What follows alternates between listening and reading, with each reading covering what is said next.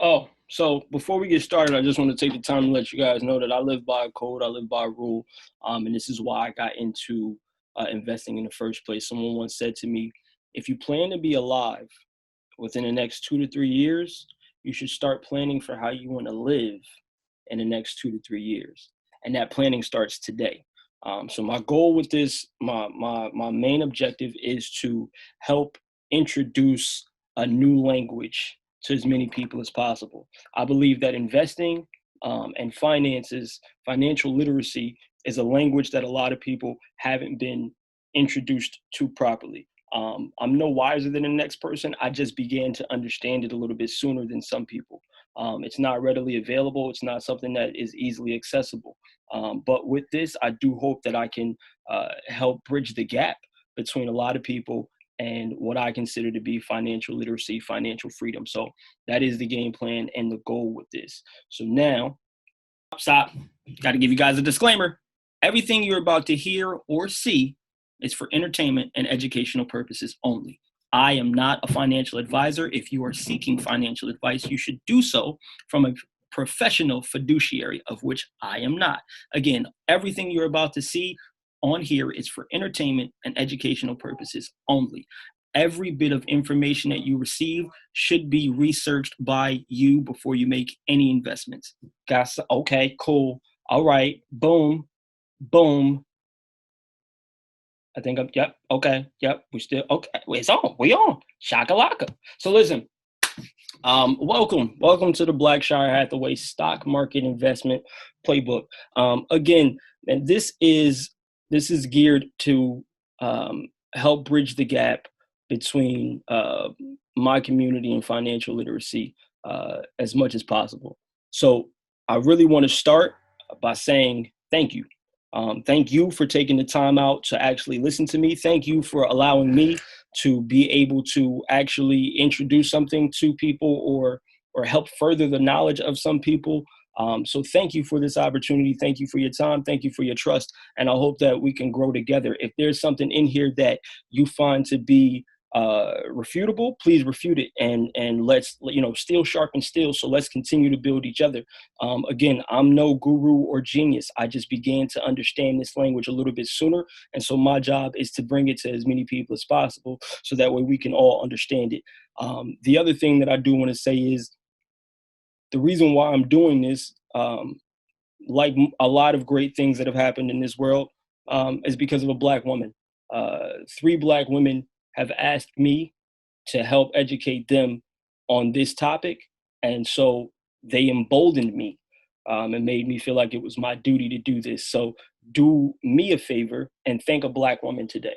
If you get anything out of this, if you appreciate this in any way, shape, or form, thank a Black woman for just being as dynamic as she is. So now let's get on to the money talk. All right.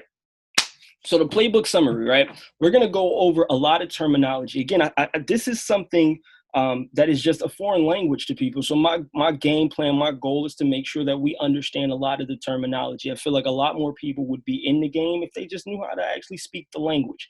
And so that's really what I want to do. And also to help mindset. I feel like there's not a lot of people who speak about how to have a good financial mindset. We know a lot about finances and where to spend it, but we don't really understand like the actual psychology of money and the way in which to think and view money in order to make sure that it is doing something different than it has been doing. And what I mean by that is it's working for us instead of us working for it. The other thing that I want to talk about is our financial relationship. So the actual relationship, the things that we relate money to. I feel like too often we relate money to instant gratification, and we don't really understand the power of delayed gratification and how to utilize time as a vehicle to allow us to gain more than we have in the present. So we're going to talk a lot about value and things of that nature. And I do want you to understand the reason why these, I hope y'all can see this. Okay, you can't see the mouse, but anyway, the reason why the words resources and fundamentals are down there separate is because this is not a do-all playbook.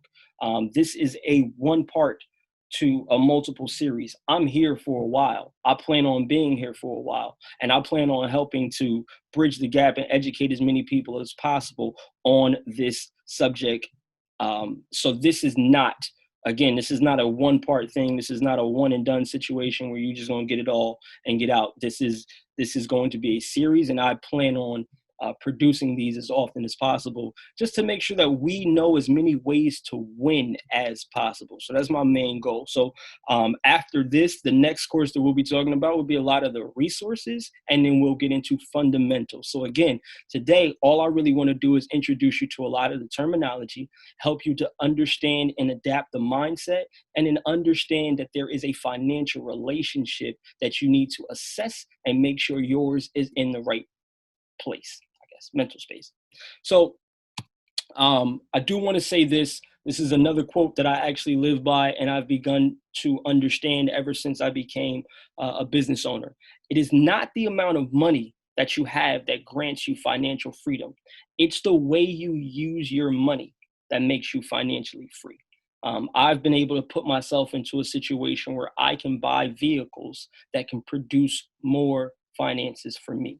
And I've introduced a few of my friends, a few of my colleagues, a few of my associates, and they have all had the same reaction, which is they understand the value in some of those things. The problem is we typically don't have the leverage to purchase those items or the knowledge to know how to purchase those items. I want to tell you right now, the stock market is one of them. So I want to let you know that getting into the stock market is just like getting into a relationship. That's kind of why I made this whole, it's like a little fancy where the letters are kind of in bigger letters, because sometimes you got to look for the little things that's not really in there in people. Same thing with stocks. All right. People can be toxic.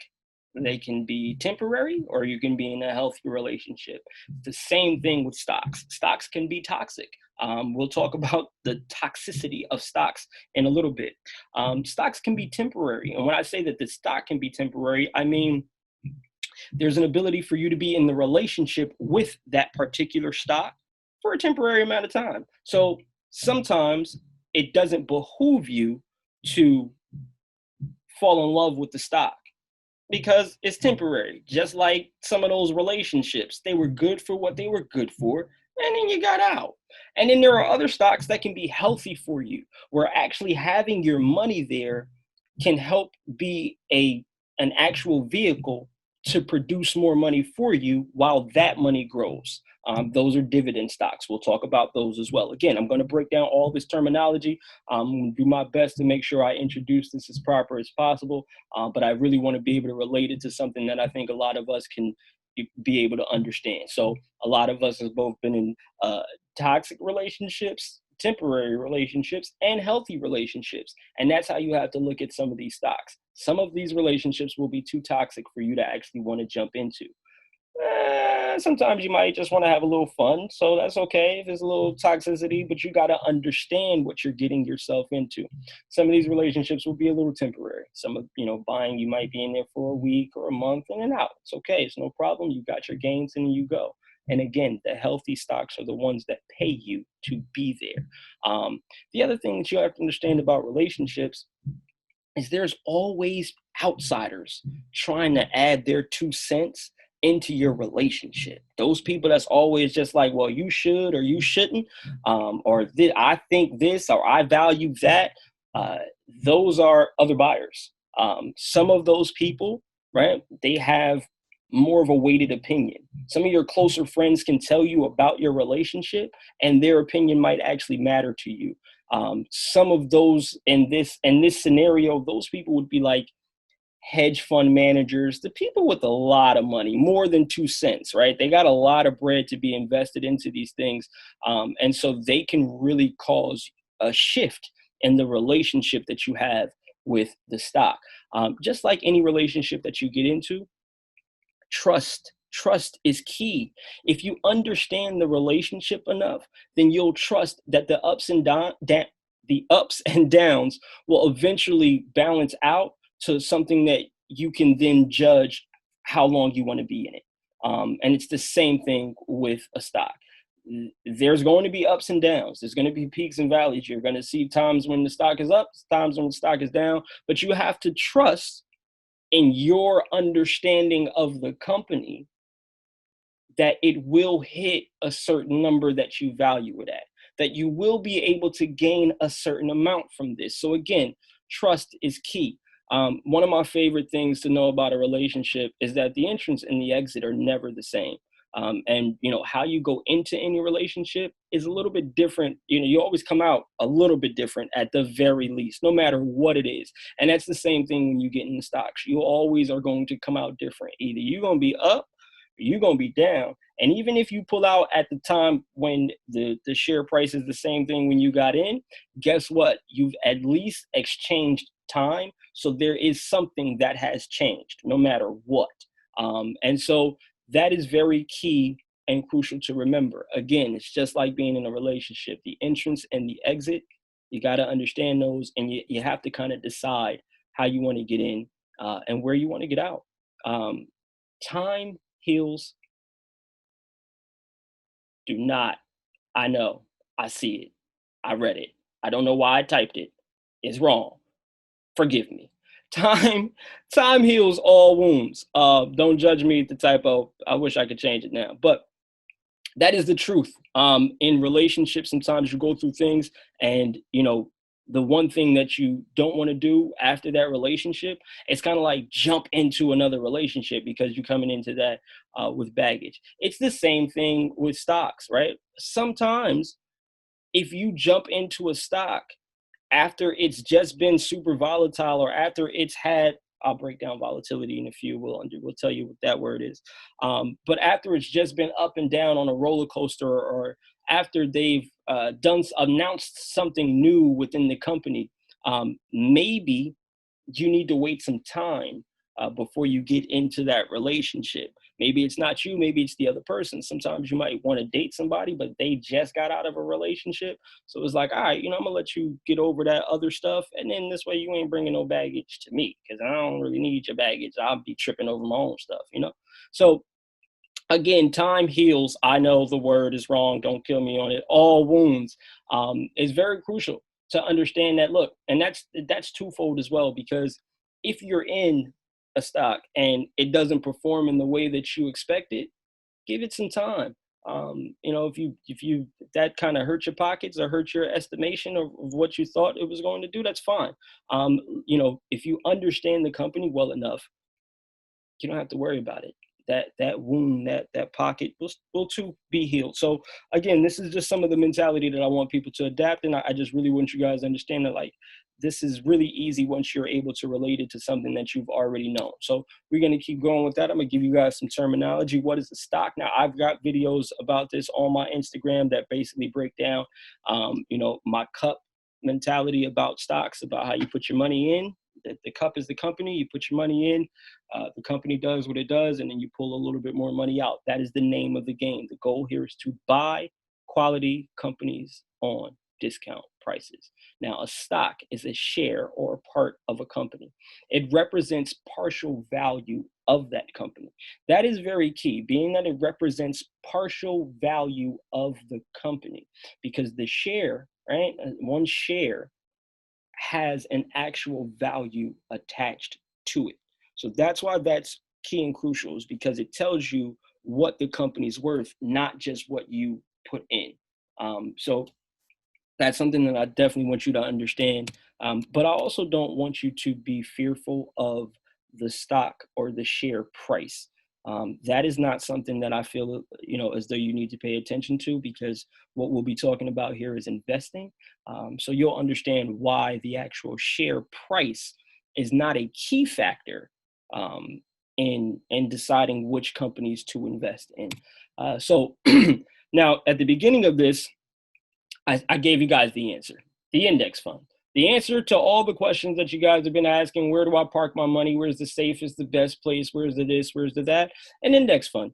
that is a group of stocks that is sold as one company that you can buy into. So think of this as the all-star team, or like a pre-selected fantasy football team of actual companies, and they're all weighted within that index differently. So if I've got 5 companies within one index, it doesn't mean that I have the same invested in all 5 companies.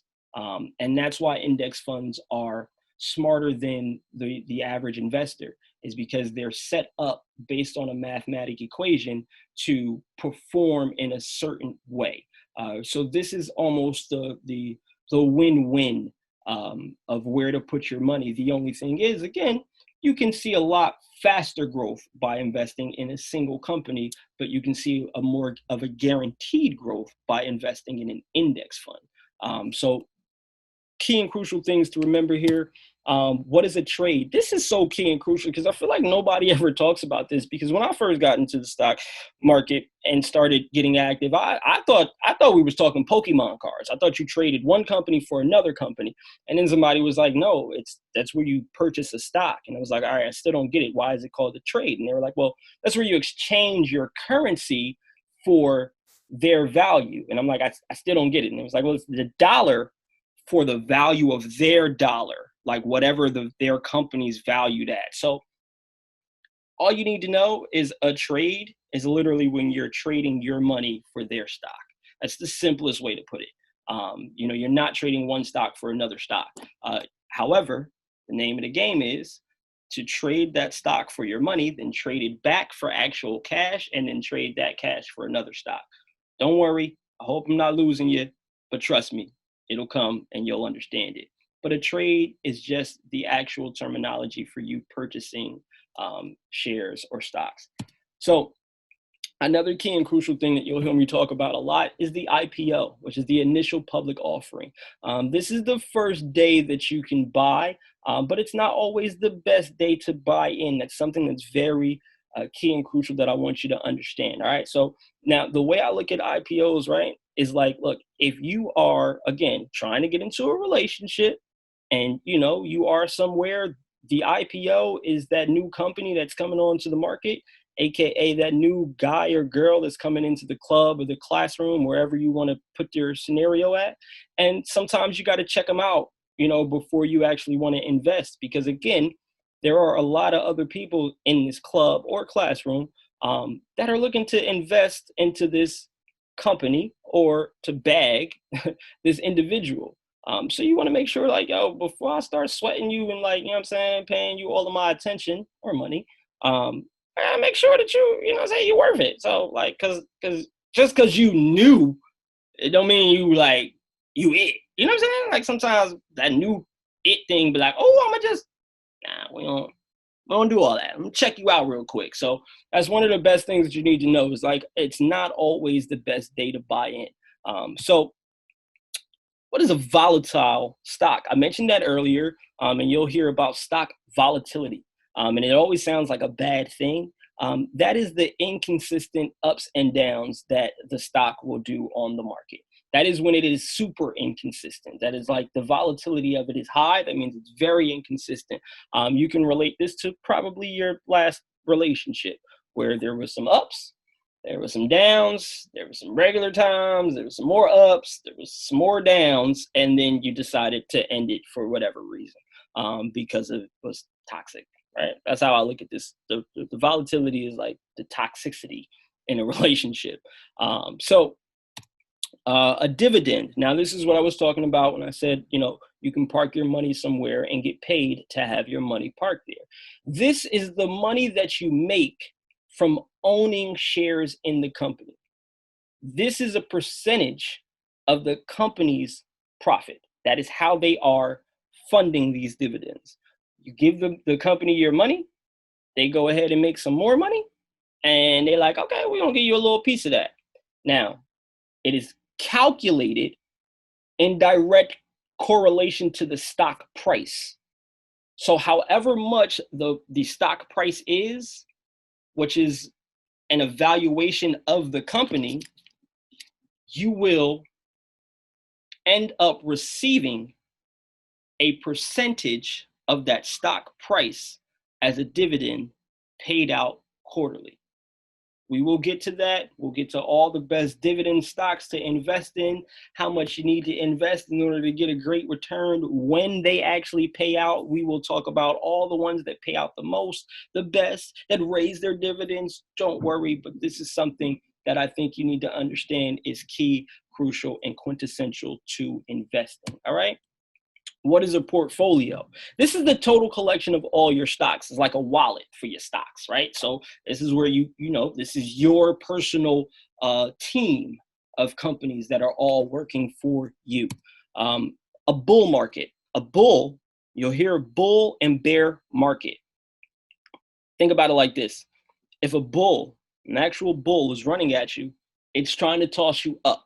So when you're in a bull market, that means, or if they say this stock is bullish, that means it's probably going to go up. A bear, if you get into a fight with a bear, they're going to try to wrestle you down. So again, that's when the market is going down. So sometimes you'll hear me say, hey, the bears are coming, and that means the market is going to end up going down. We'll talk about who the bears are, what makes a stock bearish, what can make the market bearish. We'll talk about all of that stuff. But the first thing that you have to do is know the terminology so that we can have these conversations. Now, a great question is, why do companies even sell stock? It's to raise capital. You see what I did there with the capital records? They like that? I told you it was going to be entertaining. I didn't say how entertaining, but I thought that was clever. I hope, never mind. So they want to raise capital, right? They want to be able to take your money and use it with leverage, as leverage, to make more money. Simple as that. There are 3 ways to play the market. You can day trade, you can swing trade, or you can invest. As you can see, this one's highlighted here, and we're going to be talking about investments. There's also options and futures that you can do, and we'll talk about that shortly. But the first thing that I want everyone to understand is it starts with investing. The best thing that you can do with the market is invest in it. Investing is having your money work for you as opposed to you working for money. Trust me when I say those other options all take work, more work than it takes to invest. Not that investing doesn't take any work, but it is the thing that takes more common sense than actual analysis and fundamentals. Again, name of the game, we're talking investments, okay? So now, I want to talk to you guys about the current state of the market. Right now, it is a lot of fundamentals versus FOMO. Fundamentals are, it is the strategic approach to getting in. It is people doing literal equations, and people who have been studying this market for quite some time, years and years, and they're used to making profits. They are studying when to get in. And then you have another group of people who are operating off FOMO, and that's the emotional approach to not missing out. FOMO was the fear of missing out. And so I want you to understand why investing in the market right now is the safest thing to do, because there's literally a battle going on. Unfortunately, a lot of the FOMO crowd doesn't realize it, that the fundamental crowd is going to continue to win. And by buying in an index fund, something like the S&P 500, that is kind of you hedging your bet with the fundamentals group as opposed to going with the FOMO group. I can't rule out one being better than the other, because if your informational source is well vetted and they understand what they're doing, then FOMO could net you something, because you can still chase what your friends are doing and hope that they're doing it right. That's pretty much what FOMO is doing. But if you have a good source, if you have a great network, then you might be able to actually catch a couple of advancements via FOMO. So now, I want to talk to you about a very important investment strategy, and that's what we're going to be talking about, is dollar cost averaging. This is where you commit to actually investing a certain amount every so often. So $100 a month, $50 a month, however much you decide to invest, you are going to just put this in to the index fund of your choice, um, no matter what it is doing, the share price, whatever the case may be, you are dedicated to actually just investing that certain amount of money, however often that you dedicate to doing it, to dollar cost averaging your investments. This is how you invest with less risk and less emotions, because you are not attached to the current share price. So it detaches your emotions from what that actual stock is doing, and it just gives you the ability to actually look at your investment amount, and then your whatever your investment does is a blessing, because this is a long-term play. When you are dollar cost averaging, this is not the get rich quick. We're going to be here for a couple days and then we're no. Dollar cost averaging is something that you typically do either monthly or quarterly, and you just choose to dedicate a certain amount. Now, here's the thing about dollar cost averaging, right? In today's world, we have so many different advances and ways in which to actually purchase stock.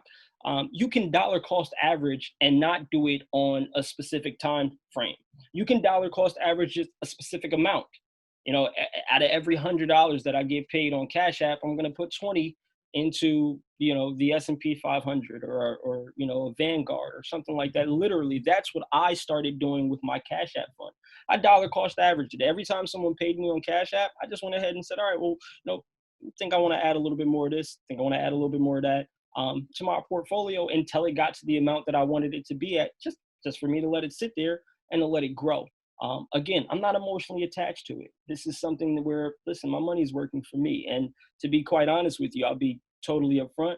That portfolio is actually doing better than my aggressive portfolio currently. My aggressive portfolio, in which I choose all of my stocks, I'm actually not, I don't have as much of a gain as I do with my dollar cost averaging portfolio. A lot of that has to do with time and both strategy, but I'll break that down in a later post, I guess. But so let's keep going. Now, this is a word, NEM, NEM, NEM. No emotions in the market. No emotions in the market. You do not get emotionally attached to a stock. I know I said it's like a relationship, and in a relationship, you got your emotions in it, but this is not that kind of relationship. This is an entanglement ship. So it's more like an entanglement than a relationship. Thanks, Jada, for that word. So yes, no emotions in the market. No, do not invest with your emotions. Just straight logic. No emotions in them. I'm gonna leave this here because I feel like this is one of the key and crucial ways to make money. Is no emotions in the market. No emotions in the market. You stick with what you know, and you trust your investment strategy. That's why I said trust is key. No emotions in the market. All right. Now, investing is like a savings plan on steroids. That is what I want you to look at this as, because the rate of inflation is always higher than the average rate on any savings account. The rate of inflation is an average 2%. The rate on a savings account is an average 1.2%. So at the rate in which you're saving your money, the value of your money is going down faster than they are giving you interest on your money. Currently, because of the current state, the interest rate is 0. So you aren't even getting anything if your money is in a savings account. This is key and crucial. Never trade on margin. Never trade on margin. Margin is using someone else's money. It never trade on margin. Never trade on margin. Invest, invest, invest, invest, invest your money, dollar cost average. Never trade on margin. All right. So investing, this is financial growth in exchange for time. All right. These are the things that you are going to do today, right? You're going to thank yourself tomorrow for what you've done today. Investing is a lot less work and it requires a lot less knowledge. And like I always say, if you plan to be here in 3 years, make a plan for where you want to be in 3 years. If you plan to be alive, plan on how you want to live. So investing gives you all of these abilities. Three key facts to investing. Now, this is where it gets nice and dicey. When over what? Everything's raw, and we only chase dreams. If I want you guys to take any notes, this is it. When over what? Everything's raw, and we only chase dreams. These are the BLKSHIRE Hathaway 3 keys to investing. There's going to be a couple more keys, but we're going to start with these. When over what? Everything is raw, and we only chase dreams. I'll break these down. When you buy is more important than what you buy. When you buy a stock is more important than what stock you buy. Again, this is exchanging your money for time value. So if you buy it when the company is not valued at as much as you think it is worth, you're buying at the right time because you know that the value is going to eventually come up. When you buy is more important than what you buy. Timing is everything. Something very key and crucial that I want everyone to understand. When you buy is more important than what you buy. You got to drill that into your head. You have to understand that. This is a mantra that you need when you're investing. Buying stocks. Now remember, everything's raw. And also, I'm going to get to this and I'll show you exactly a very good example of me, something that I did. And I'll show you exactly, I bought the same stock at 2 different periods. And I did it on 2 different apps specifically. And I'll show you exactly when I did it. And then I'll be able to show you the value of what I put into one. The returns on that are more than the value of what I put in on the second one, but I invested more. So again, when you buy is more important than what you buy, and sometimes even more important than how much you put in. Now, buying stocks is like having unprotected sex. You need to know when to pull out. Otherwise, you'll get stuck with something for longer than you actually want. Very key and crucial. These are the mantras that I need you to understand. Buying stocks is like having unprotected sex. You need to know when to pull out. We only chase dreams and financial freedom, not stocks on the rise. That's the FOMO method, is when you are chasing the rise.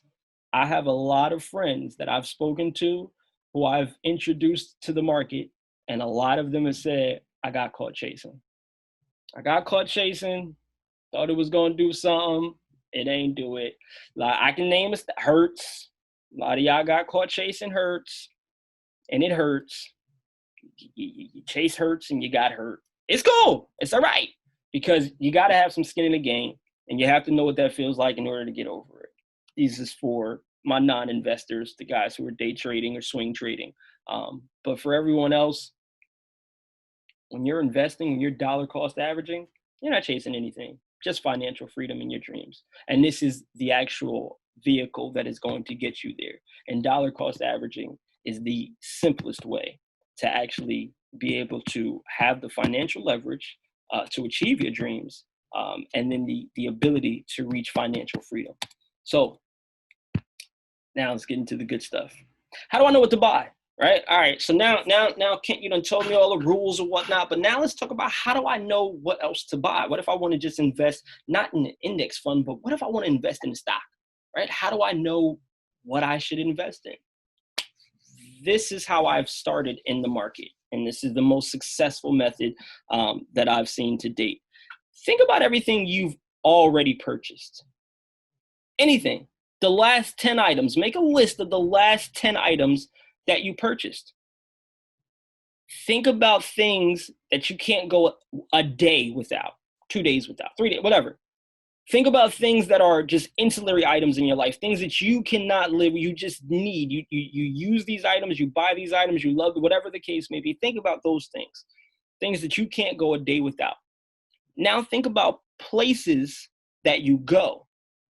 Think about places that you frequent, places that you love, places that you've been to. Also, think about how you get there. Is it public transportation? Are you flying? Um, or do you have to stay somewhere, like a hotel? Um, and now find out why you go there, why you bought these items, why you can't go a day without them, as opposed to any of their competition. And here's the thing. The reason why I tell people to do that is because you're already invested in the company. You might as well invest in the company. If it's something that you already consume all the time, if it's your iPhone and you've already spent over $1,000 on that, I think you should probably have $1,000 worth of Apple. Just a thought, just a theory, you know, maybe. We'll talk about that later. But again, this is how you start to analyze what to buy. When you don't know anything about the market in any way, shape, or form, but you want to know about how do I, you want to go about looking at a company and looking for a company to get into, because that's the first thing you have to do is look for the company to get into. When you want to start to look for the company, this is the method. These are the questions that I ask myself before I started investing in any company. This way, it gives me a good knowledge of the consumption because I'm a consumer. All right. Now, things to know before you buy. Again, choosing a stock is like trying to be in a relationship. There's always other people that are trying to get in. Now, I always say this. Think about it like you're in a club or a classroom and you're trying to get to that girl or that guy, but there's other people crowded around this person, right? The value of that stock is affected by the amount of people who want that stock. It's the same thing with people, right? When you see that girl or that guy and it's a lot of people that's on them, like, yo, everybody's sweating you. Ain't even all that, but I kind of do like you though. That kind of influences your approach to that person. He or she got a lot of people sweating them, so I'm gonna make sure I come with my X, Y, and Z. Or I'm not even gonna sweat you right now because you can't even really see me. I ain't that tall. There's other people taller than me in this club. I'm gonna let them move out the way. They're about to go to the bathroom eventually, and then you're gonna see me in all of my chocolate glory, and then it's on. I talk to my stocks like, I'm in a relationship, so don't judge me. But yes, the value of the stock is affected by the demand and the size of the other people. Now, again, like I said, some people are taller, so you can't see me. That's not a physical thing, but some of these people have a lot more money and a lot more influence in buying into these stocks. So they have a lot more influence in the value of the stock. If you buy 1 million shares of something, you better believe that that stock is going to go one or another way. So here's what you want to understand. You need to find things that you actually like about the company before you invest in it. All right. The Cinderella story is real, but it's rare. So it's real rare.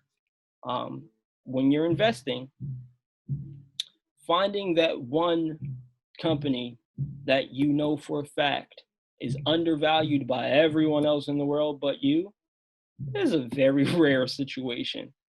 When you can get in on a good valued company and there's not a lot of people who already know about it. So it is possible. You can do the research, you can search, you can understand the market, and you can find a Cinderella story, but it's kind of rare. So it's better to understand the market in and of itself and utilize that against itself to play the game at your best.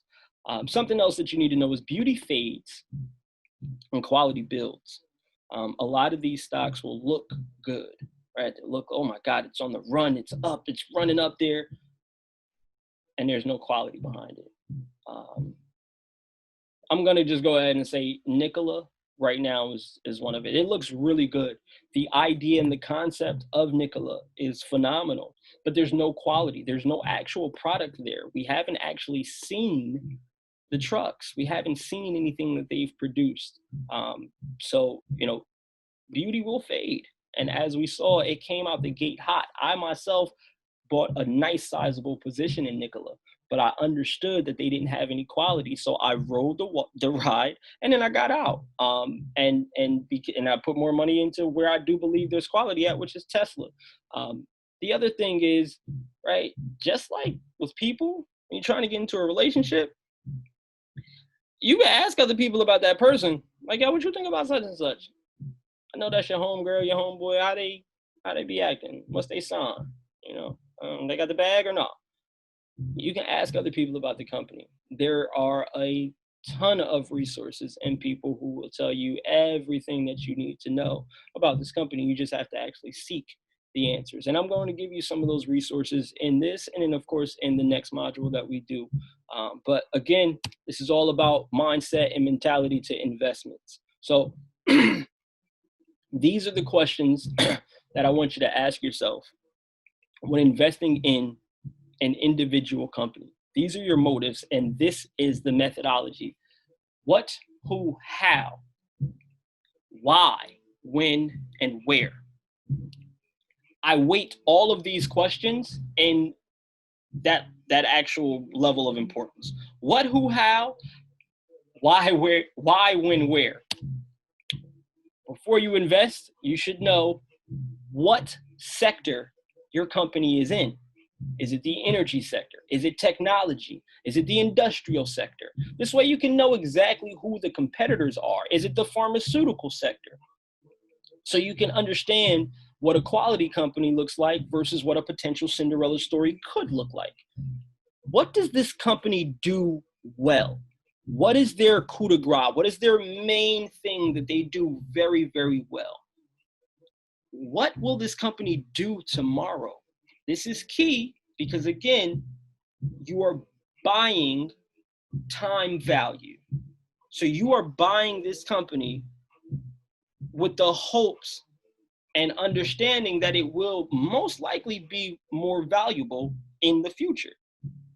So you need to know what they plan to do tomorrow. Pardon me. The other what is, what are the analysts or the resources that I give you saying about this company? Again, in the last slide, I told you, you can ask other people if you're trying to get into a relationship. You can ask other people if you're trying to jump into a stock entanglement. The who is the customer for this company? Is it Apple, where they can sell to any and everybody? That's amazing because everybody's a customer of Apple. Or is it something that's a little bit more unique, like a Peloton, where it's like you kind of have to want to be in fitness. You have to have a certain budget.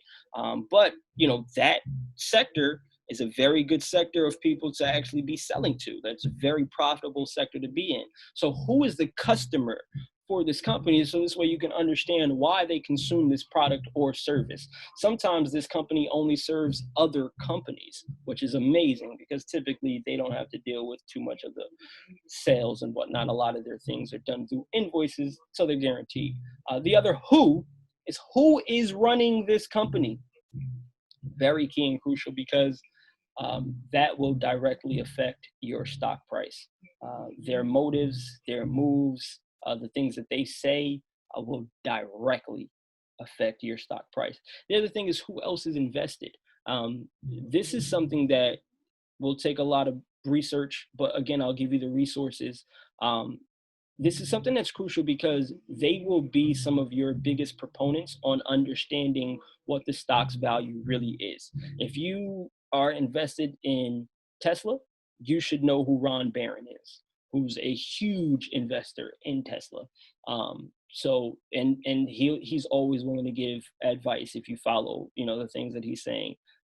But again, who else is invested in the company is a very key and crucial tool for you to be able to use.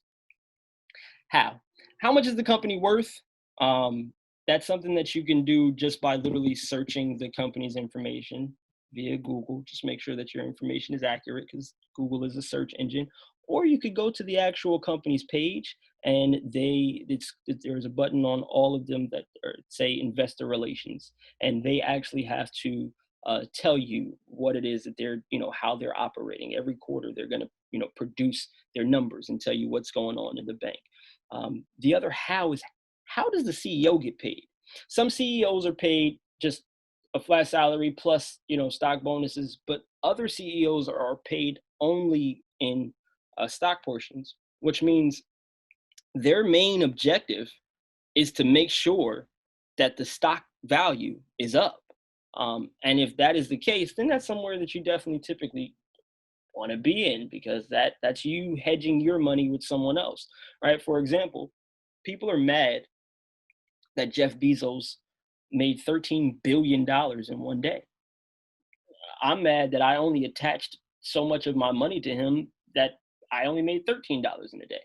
Um, I know his money is going to go up, so I'm going to attach my money to whatever it is it's going to cost his money to go up, and I'm going to hope that my money continues to go up with his. I'm not really concerned about him and his. I'm concerned about me and mine and y'all.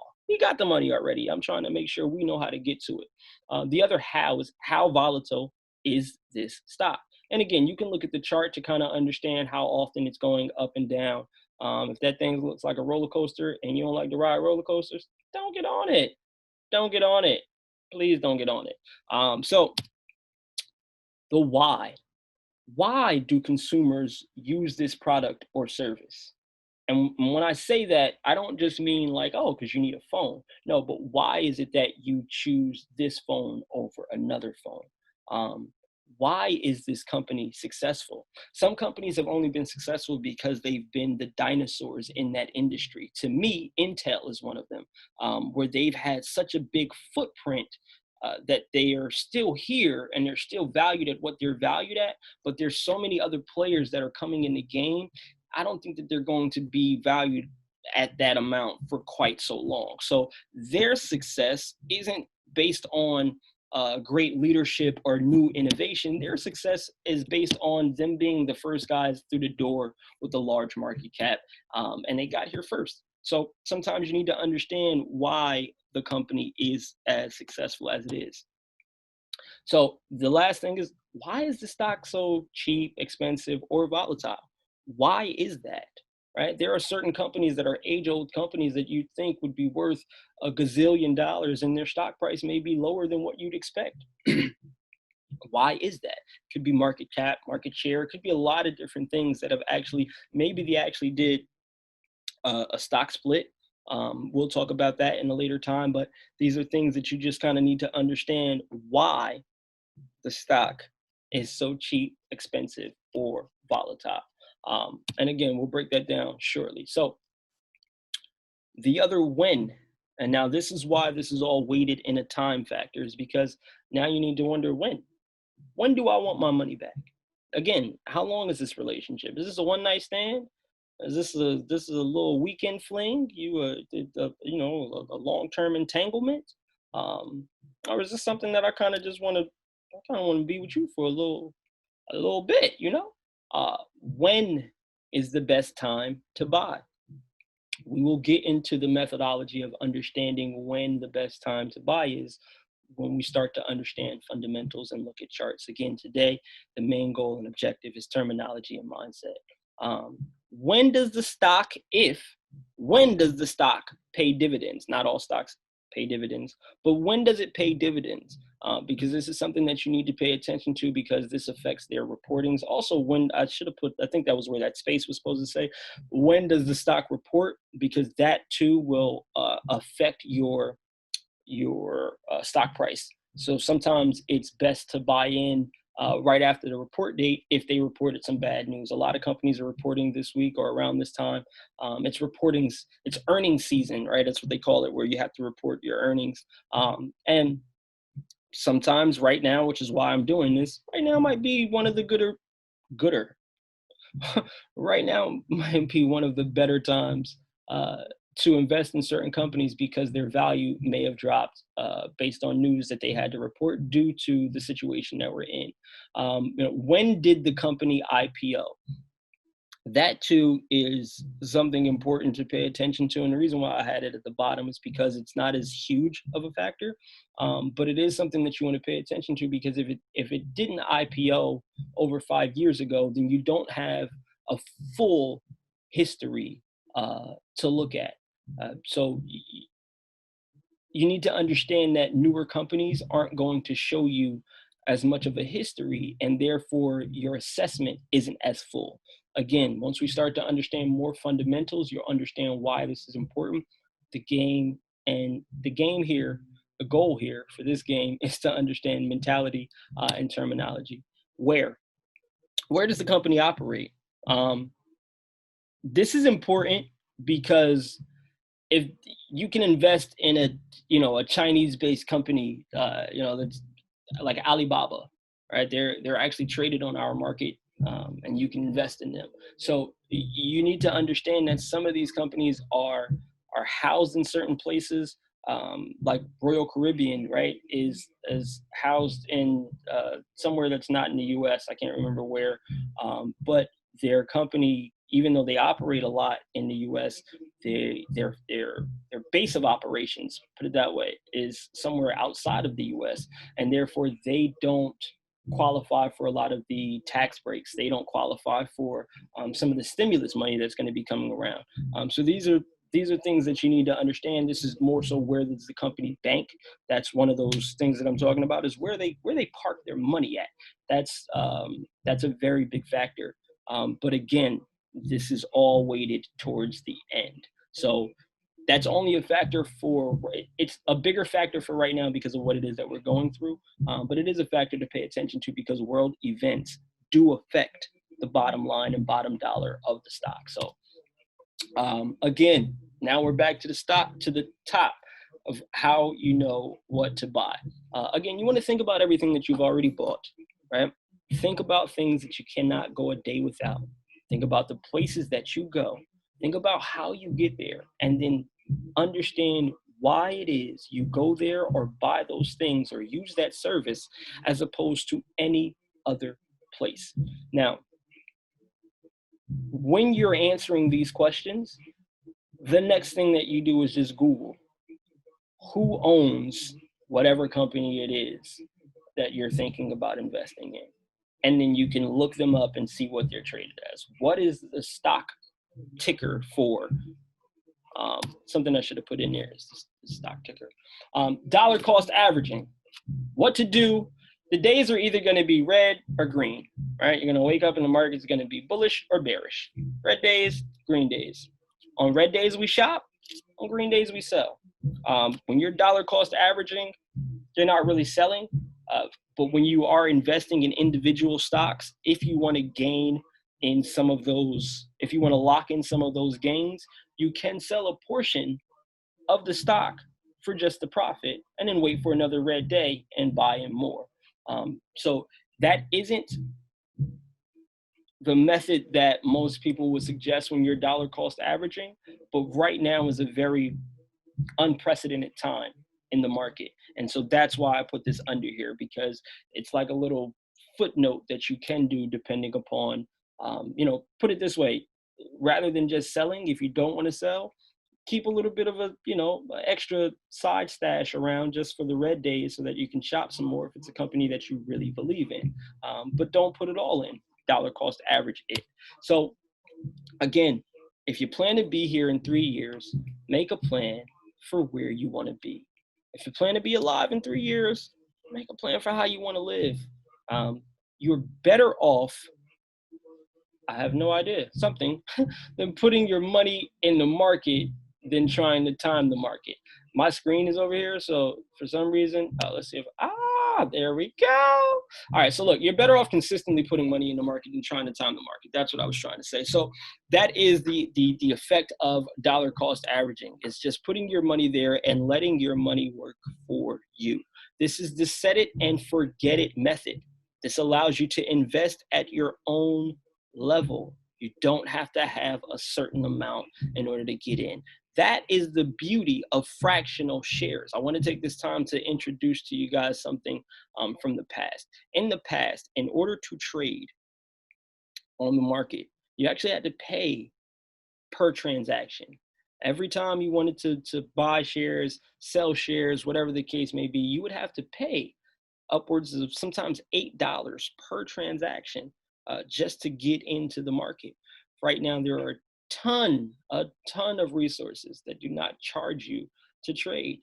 The other thing is, in the past, you always had to buy the full value of the share. You could not buy a fractional share. Now you can invest at your own level. You can put whatever amount you want into these stocks, and whatever percentage they go up or down by, your money will go up or down by that percentage in direct connection to the stock. That is an amazing, amazing, amazing ability that we all have now, which is why I feel like everyone can invest and allow their money to begin working for them. New concept, I know, brand new concept. So now, again, the main objective to keep in mind is that we want to buy quality companies at discount prices. All right. If there's a quality company that you know, that you use, that you trust, that you believe in, that you understand, and you believe that it is undervalued, you believe that this is on discount, that's the time to buy. Again, we will start to look at some fundamentals in the next one so that we can know exactly how to appropriately assess the value. Again, my goal, a game plan here today is to make sure that you understand the mindset and terminology and to introduce you to a lot of this stuff. Um, Here's the biggest, most important thing that I want you to understand when you're investing is you need to set an investment goal, not a profit goal. Right? When you're investing in one of these companies, your investment is to say, I want $1,000 of Apple. I want $2,000 of AT&T. I want however much of this other stock. Set an investment goal. I want X amount of shares. I want not, I'm looking to make X amount of money, because you don't have control over the profit. You can understand that you have the potential to gain profit, but you don't have control over how much profit you do gain. So you do have a control over the amount that you invest. So again, set an investment goal, not a profit goal.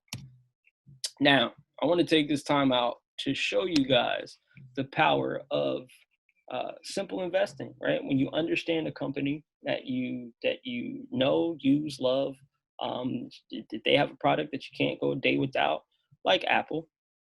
If you had invested $1,000 in 2007 in Apple, it would be worth approximately $26,000 today. That's literally if you had just decided to say, I'm going to put my money there, let it do whatever it does, and I'm going to continue to live my life, and I'm not going to work for that. I'm just going to leave it there and let it work for me. That $1,000 would be worth $26,000 today. I have a bunch of these scenarios coming up. $1,000 in Netflix 10 years ago would again be worth $26,000 today. Now, on here, you can actually see the time period in which your money would have gone to certain levels. Now, this is something I like to show people because, again, this is this versus the S&P 500. So safest place for you to put your money, S&P 500. I always tell people to put something in there, let that do what it does. But when you're starting to look for individual stocks, once you understand the potential value of a stock, once you've got the Cinderella story, you can understand that, like, yo, I'm just going to put $1,000 in this thing, and in 4, 5, 6, 7, 8, 10, 9, however many years, I'm going to go ahead and decide to pull that out and utilize that as an investment, utilize that for a vacation, utilize that to celebrate my birthday, whatever you want to do with it. But again, these are just some scenarios and examples that you can see here.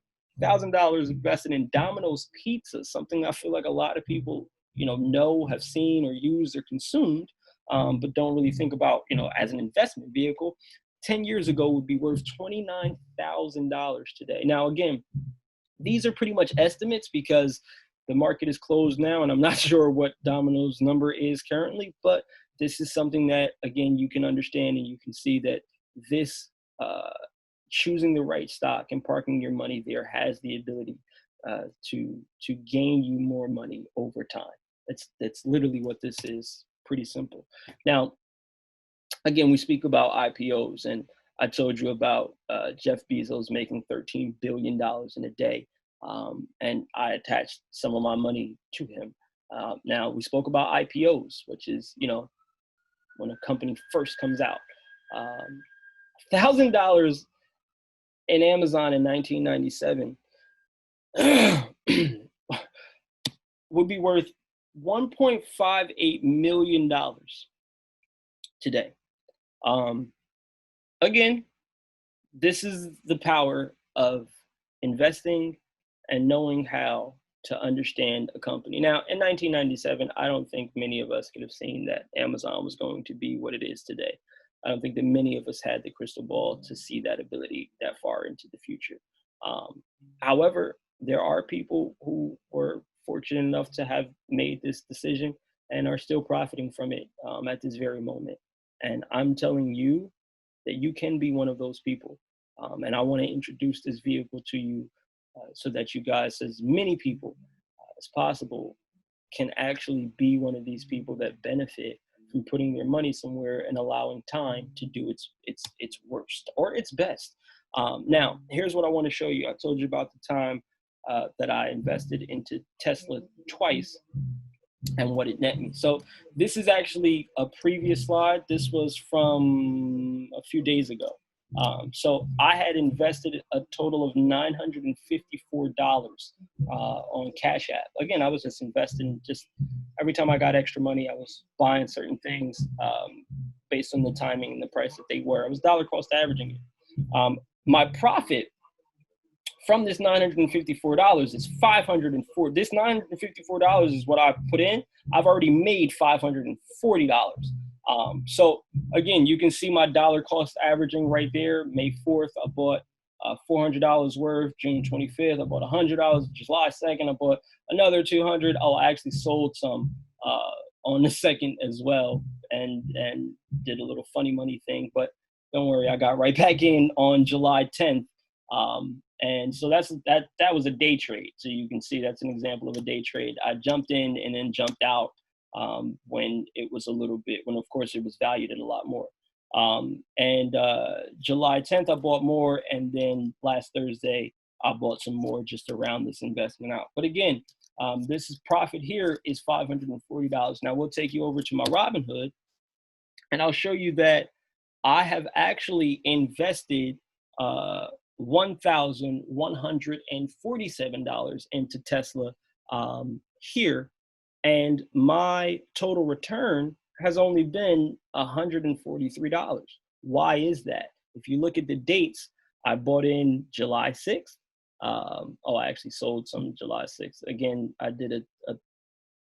I saw an opportunity to use that $400 for something better, so I did that.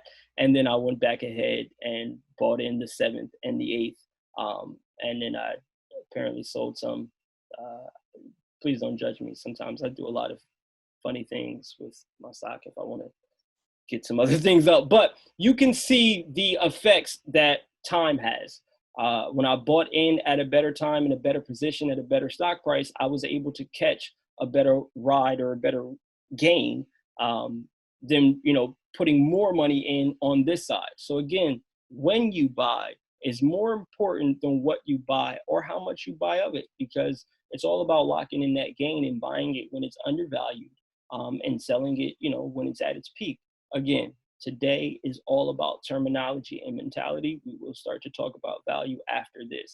Now, this is crazy because I probably can't. Okay. Oh, here we go. So now what I want to show you is these are two calculators, right?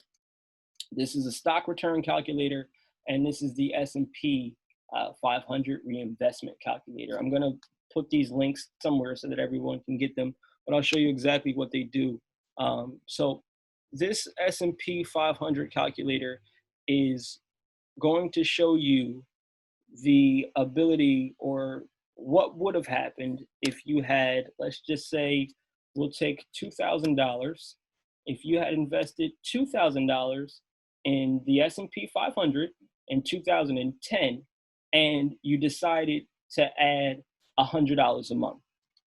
All right, let's see what it would be worth today.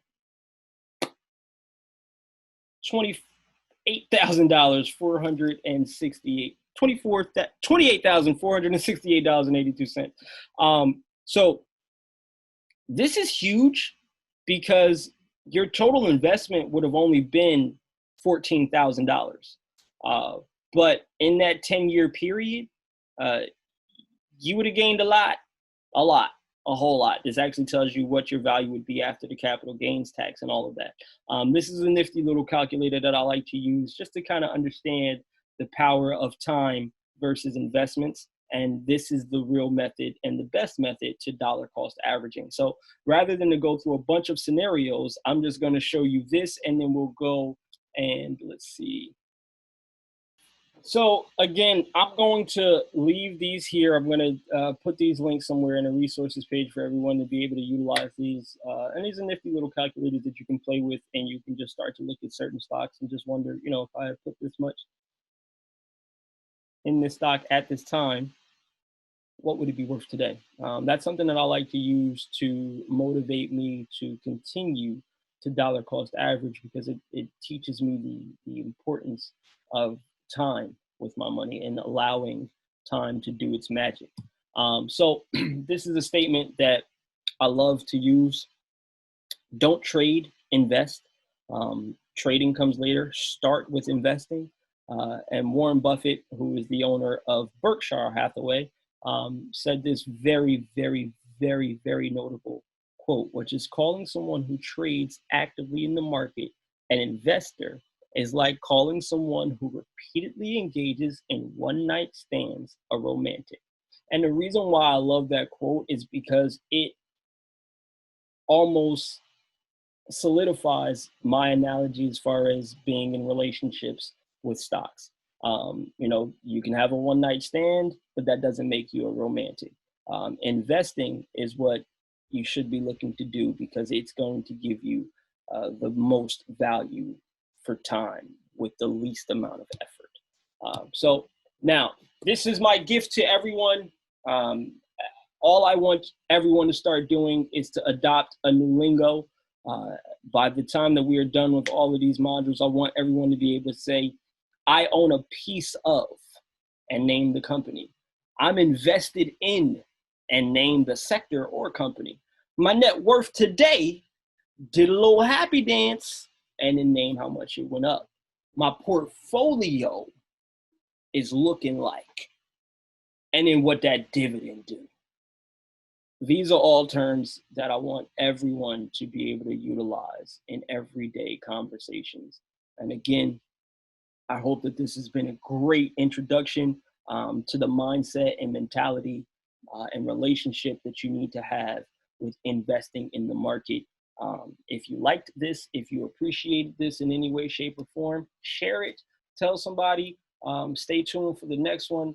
And as always, be great. And like I said in the beginning, thank a Black woman for being amazing.